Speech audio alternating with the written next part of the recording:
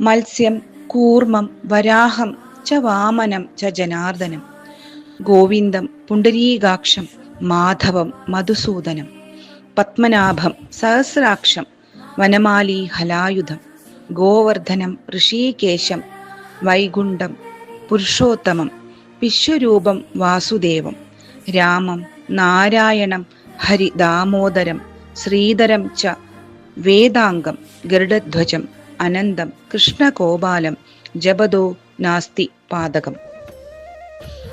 ഭഗവാൻ ശ്രീകൃഷ്ണന് ഏറെ പ്രിയപ്പെട്ടതും ശ്രേഷ്ഠവുമായ ഈ 28 നാമങ്ങൾ കലികാലത്ത് 3 സന്ധ്യകളിലും അമാവാസി, ഏകാദശി എന്നീ ദിവസങ്ങളിലും ഭക്തിയോടുകൂടി ജപിക്കുന്നത് വളരെ പെട്ടെന്ന് മുക്തി ലഭിക്കാനും ഭഗവാനിൽ നിഷ്കാമമായ പ്രേമവും ഐക്യവും ഉണ്ടാകാനും നല്ലതാണ്.